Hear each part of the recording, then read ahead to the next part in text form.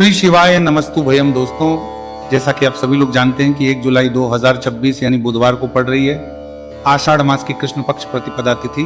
और दोस्तों, यह वह तिथि है जो आषाढ़ मास में पड़ने वाली सबसे बड़ी तिथि है, क्योंकि ये आषाढ़ मास में पड़ने वाली है और इसका बहुत ही बड़ा और विशेष महत्व होता है। पूज्य गुरु जी ने कहा है कि अगर कभी भी मौका लग जाए और आषाढ़ मास की प्रतिपदा तिथि बुधवार को पड़ जाए तो आप लोगों को 7 हरा दुर्वा का उपाय तो अवश्य ही करना चाहिए। इन दोनों का संयोग बहुत ही कम आता है।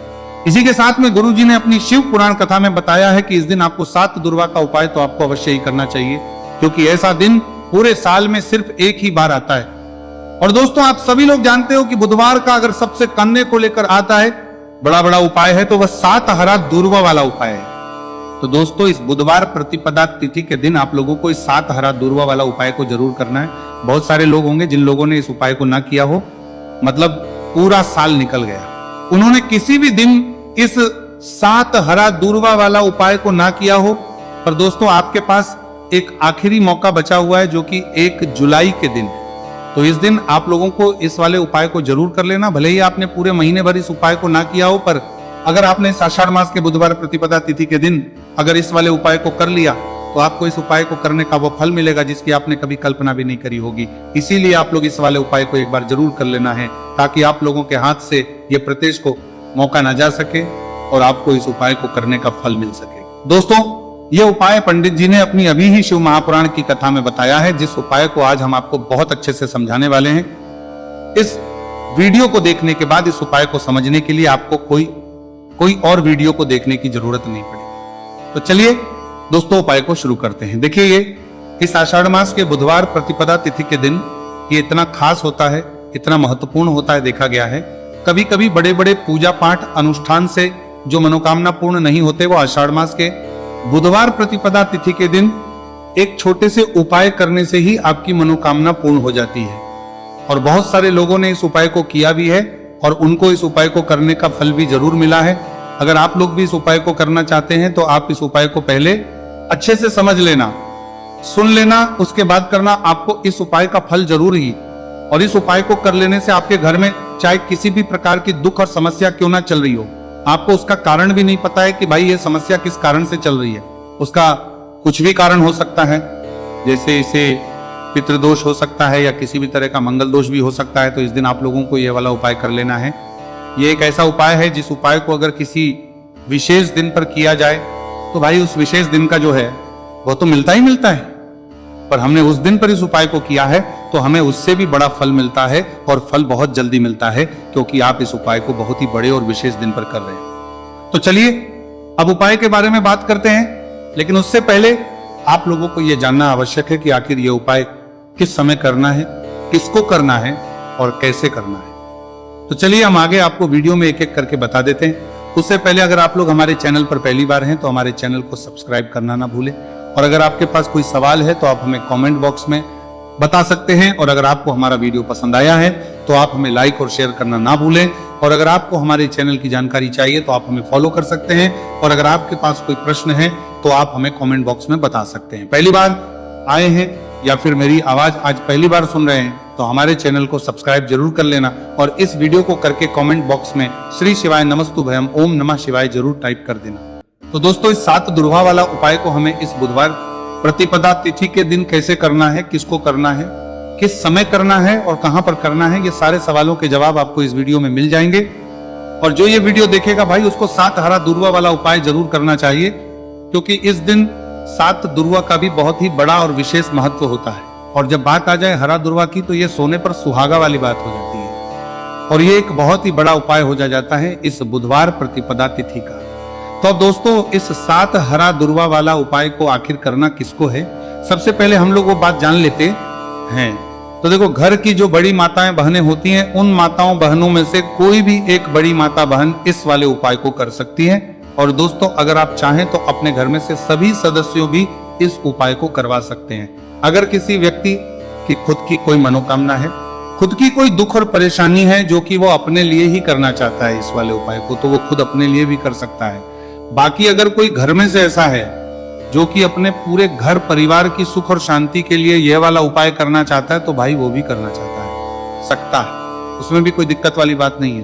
कहने का मतलब यह है कि इस उपाय को हर सदस्य भी कर सकता है और पूरे घर परिवार के सदस्य के लिए घर की बड़ी माताओं बहनों में से कोई एक माता बहन भी कर सकती है। माताएं बहनें अगर घर में उपस्थित ना हो या वह ये वाला उपाय ना कर पा रही हो तो फिर घर का कोई बड़ा सदस्य भी इस 7 हरा दूर्वा वाला उपाय को कर सकता है, चाहे फिर वह पुरुष ही क्यों ना हो, उसमें कोई भी दिक्कत वाली बात नहीं है। अब दोस्तों जो अगला प्रश्न निकल कर आता है वह यह आता है इसको लेकर कि आखिर इस उपाय को हमें किस समय करना है, सुबह के समय करना है कि शाम के समय करना है। तो देखो इस वाले उपाय को आप लोग सुबह के समय भी कर सकते हो और शाम के समय प्रदोष काल में भी कर सकते हो। अब अगर आप पूछो कि भाई सबसे उत्तम समय कौन सा रहेगा इस 7 हरा दूर्वा वाला उपाय को करने का, तो हम आपसे बस यही कहेंगे कि इस उपाय को आप सुबह के समय करेंगे तो ज्यादा बेहतर होगा। बाकी अगर प्रदोष काल के समय भी करेंगे तो भी अच्छा होगा, उसमें कोई भी दिक्कत वाली बात नहीं। तो अब दोस्तों जो अगली सबसे बड़ी और महत्वपूर्ण बात आती है वो ये आती है कि सुबह अगर हम उपाय को करेंगे तो हमें कितने बजे से लेकर कितने बजे तक के बीच में करना है, और शाम के समय प्रदोष काल में करेंगे तो हमें कितने बजे से लेकर कितने बजे के बीच में करना है। तो देखो सुबह जितनी जल्दी हो सके आप उपाय को करने की कोशिश करना। बाकी अगर कारणवश लेट भी हो जाओ, थोड़ी देर भी हो जाए तो 10 या 11 बजे तक भी आप उपाय कर लेना, पर 12 बजे से ज्यादा देरी ना। ठीक है, इस बात का ध्यान रखना। उसके बाद में दोस्तों अगर शाम के समय प्रदोष काल की बात करें, प्रदोष काल का जो समय है होता है वो शाम के 6 बजे से शुरू हो जाता है। मतलब शाम के 6 बजे से लेकर शाम के 6 बजे से रात के 8 बजे के बीच का जो समय होता है यह समय प्रदोष काल का समय होता है। तो इस उपाय को 7 या 8 बजे के बीच में भी कर सकते हो। मैं आप कभी भी इस वाले उपाय को कर सकते हो, उसमें कोई भी दिक्कत वाली बात नहीं है।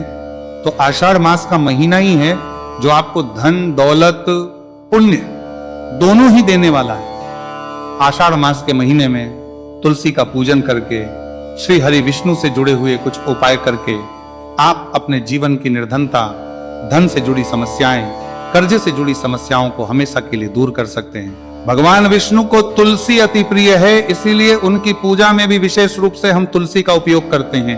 और बिना तुलसी दल के, बिना तुलसी मैया के श्री हरि विष्णु की पूजा और उनका भोग दोनों ही अधूरे होते हैं। इसीलिए आषाढ़ मास के महीने में ऐसा उपाय आपको बताने वाले हैं जिसे करने से श्री हरि विष्णु की असीम कृपा आपको मिलेगी और मां तुलसी से ऐसा आशीर्वाद मिलेगा। जीवन का हर दुख, हर कष्ट, गरीबी, निर्धनता, कर्जे से जुड़ी समस्याएं सब कुछ ही आपके जीवन से दूर हो जाएगा और सुख, समृद्धि, धन, वैभव, ऐश्वर्य सब कुछ आपको अपने जीवन में आसानी से मिलने लगेगा। तो चलिए बात कर लेते हैं कि कौन सा उपाय है तुलसी के पौधे में, कौन सी चीज आपको रखनी है और इस उपाय को किस समय करना है। देखिए सबसे पहले तो आपको बता दें कि अगर आपके घर में तुलसी का पौधा नहीं है तो आषाढ़ मास के महीने में एक तुलसी का पौधा अपने घर में लाकर जरूर लगाएं, क्योंकि आषाढ़ मास के महीने में जो लोग अपने घर में तुलसी जी का पौधा लाकर लगाते हैं, मां तुलसी का पूजन करते हैं, कभी भी मां तुलसी उनके घर में निर्धनता नहीं रुकने देती है। हमेशा उनके घर में धन की वृद्धि होती है, धन की वर्षा होती है। तो जरूर से तुलसी का पौधा आप आषाढ़ मास के महीने में अपने घर जरूर लेकर आए और अच्छे से आपको मां तुलसी का पूजन करना है, मां तुलसी के पौधे की देखभाल करनी है। और वो कौन चीज है जो आपको तुलसी के पौधे में आषाढ़ मास के महीने 1 जुलाई बुधवार प्रतिपदा तिथि में रखना है, और कैसे ये चीज रखते ही रातों रात आपके जीवन में चमत्कार होगा और आपके भाग्य का भी आपको साथ मिलेगा। तो देखिए इस वीडियो में जितने भी उपाय हम आपको बताएंगे सभी उपाय सरल है। देखो गुरुजी ने कहा है कि बुधवार के दिन आपको 7 हरा दूर्वा वाला उपाय तो अवश्य ही करना चाहिए। वीडियो के अंतिम में आपको उपाय बताया है, आपको करना है।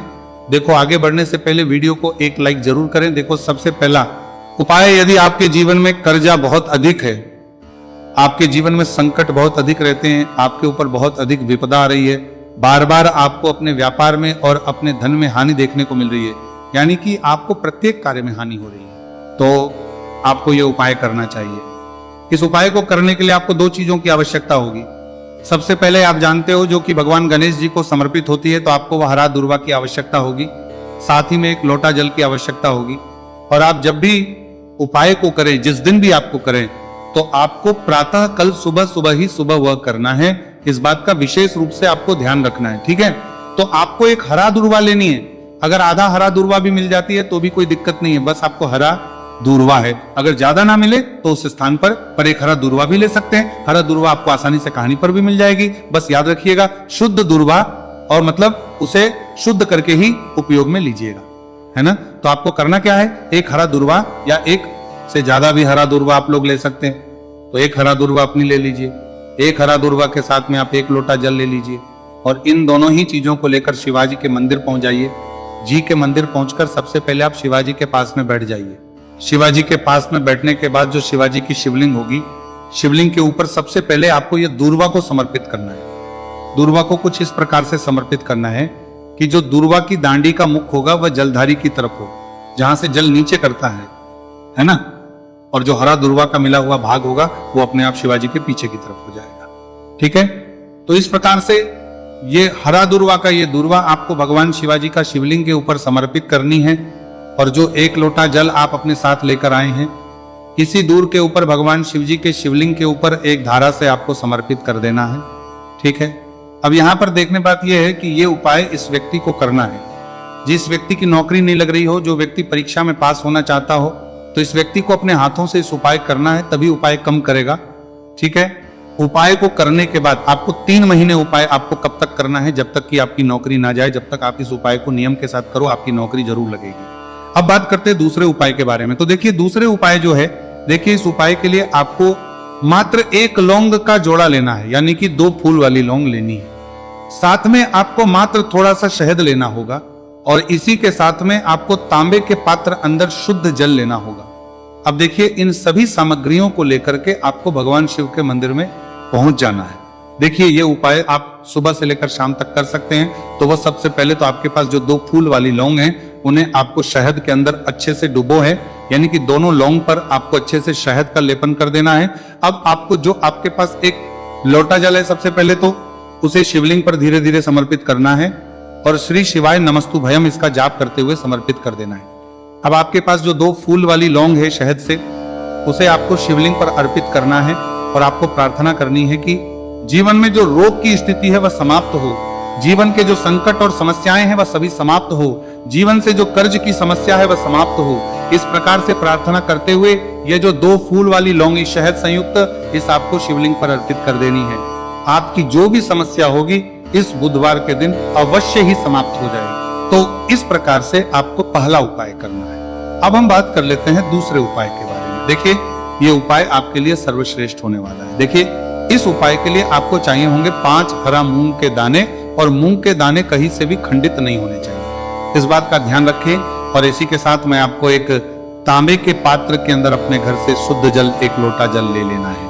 अब दोस्तों इन सभी सामग्रियों को लेकर के आपको सीधे पहुंच जाना है भगवान शिव के मंदिर में। देखिए इस उपाय को भी आप सुबह भी कर सकते हैं और शाम के समय में भी कर सकते हैं। देखिए भगवान शिव के मंदिर में पहुंचने के बाद आपके पास जो 5 हरे मूंग हैं, उनमें से पहला जो हरा मूंग है, आपको शिवलिंग के सामने जो नंदी महाराज होते हैं और उनका जो पैर उठा हुआ होता है, वहां पर आपको पहला हरा मूंग समर्पित करते हैं और आपको श्री शिवाय नमस्तु भयम इसका जाप कर लेना है।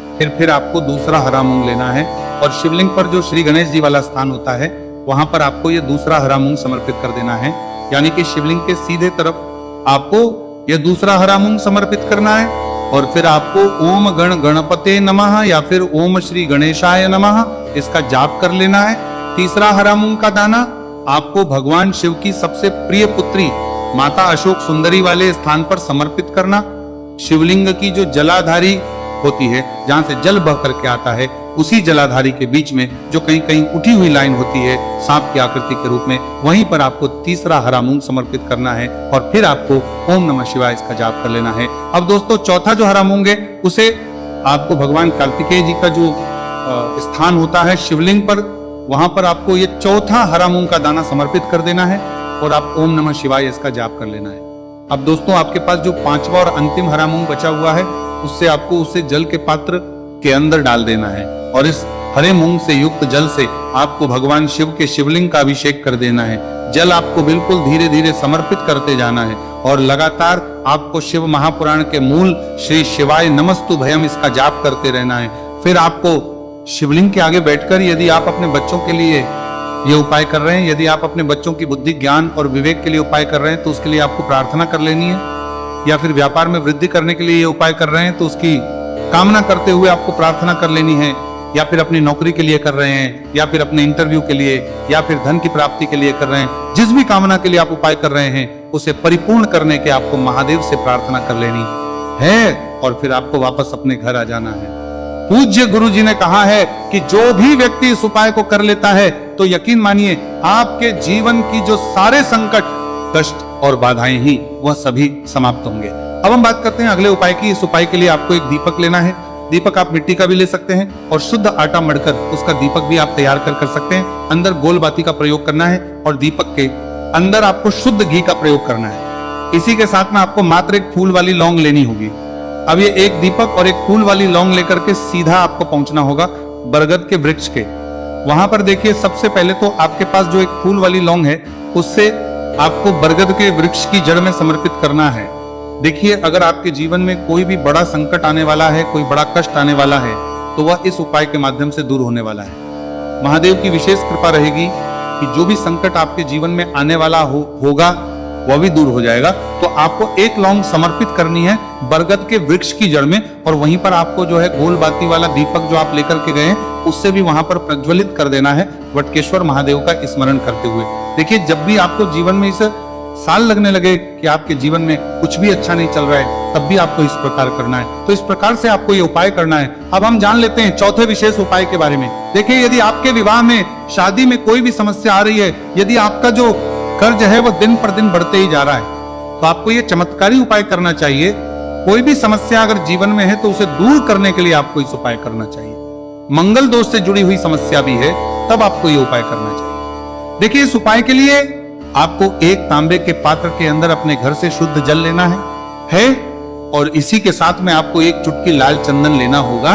अब आपको क्या करना है कि जो लाल चंदन आपने लिया है उसे आपको उससे जल के पात्र के अंदर डाल देना है, और ये जल जो है आपको लाल चंदन से युक्त तैयार कर लेना है, और ये लाल चंदन से युक्त जल आपको भगवान शिव के मंदिर में लेकर के पहुंचना है।